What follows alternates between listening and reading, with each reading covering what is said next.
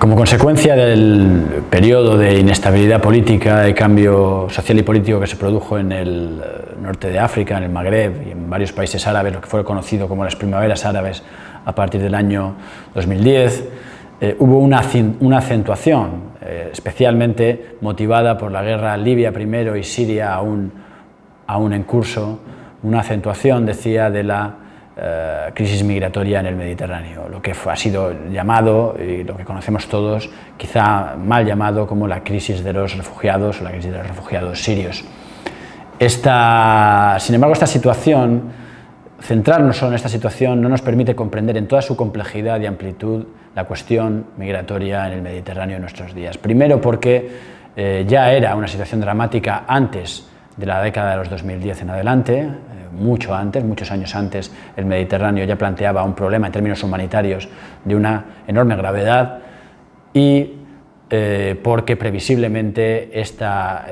crisis migratoria o esta situación migratoria se va a prolongar, mantener en los próximos años. El Mediterráneo viene siendo de hace tiempo y es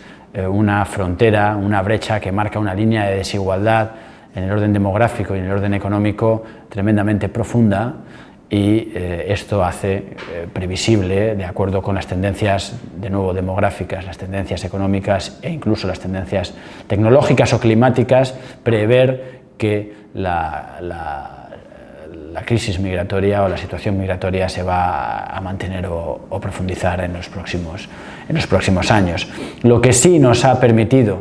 la llamada crisis de los refugiados pensar o evaluar es el alcance y la solidez del sistema europeo de asilo y de protección de los derechos fundamentales de los refugiados y de los migrantes. Y la respuesta europea ha sido claramente decepcionante. Podemos evaluarla en términos jurídicos y en términos políticos. En términos jurídicos es cierto que en la historia de la construcción del proyecto europeo la cuestión del asilo y el refugio fue siempre marginal o colateral, no estuvo muy presente en la agenda, no lo estuvo en sus orígenes, en el Tratado de la Comunidad Económica Europea, no lo estuvo tampoco en el Tratado de Roma, un poco más, pero muy poco, tras el Tratado de Maastricht, y solo se dio un paso adelante hacia una política común de asilo en el Tratado de Ámsterdam muy recientemente, a partir del año 1999, donde ya en adelante sí se establece una serie de mecanismos, como una directiva del Consejo de Europa del año 2001, de junio del año 2001, que sí habría podido, que sí permitía, daba recursos a la Unión, instrumentos para atender a episodios excepcionales como el que ocurrió en estos años 2014, 15, 16, responder de otra manera. ¿Por qué la Unión Europea no fue capaz de responder? Bien, porque, y aquí viene la dimensión política de la cuestión, porque no tenía o no fue capaz de articular una respuesta política común al reto que la crisis de los refugiados le planteó. Lo permitió en términos de atender a las demandas de la sociedad civil y no lo permitió en términos de imponer, de una autoridad que impusiera una política común a los Estados miembros. En ese contexto, todas las respuestas fracasaron.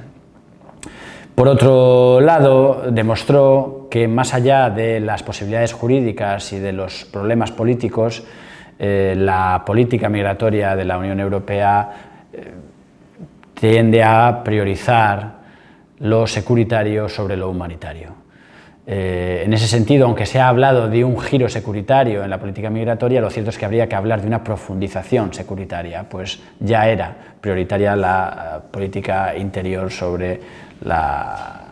política común de asilo, la política interior de los Estados miembros sobre la política de integración y de asilo. ¿En qué se basa esa profundización securitaria? Bien,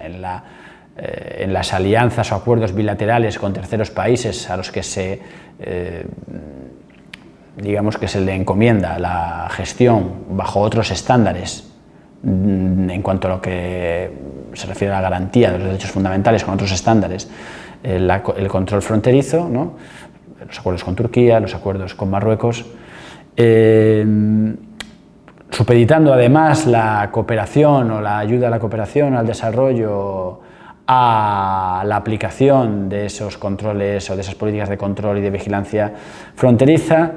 por la inversión y desarrollo de una serie de tecnologías de vigilancia y control que claramente están orientadas a la seguridad y no a la atención de las necesidades humanitarias o la defensa de los derechos fundamentales de los migrantes,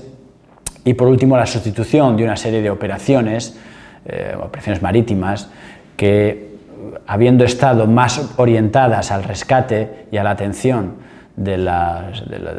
los migrantes, ahora claramente, bajo el pretexto de la lucha contra las mafias, vuelven a ser de nuevo operaciones militares más orientadas a la vigilancia y la seguridad que al rescate, al salvamento o a la defensa de los derechos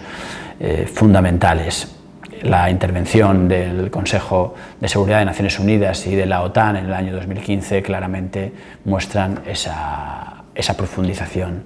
securitaria.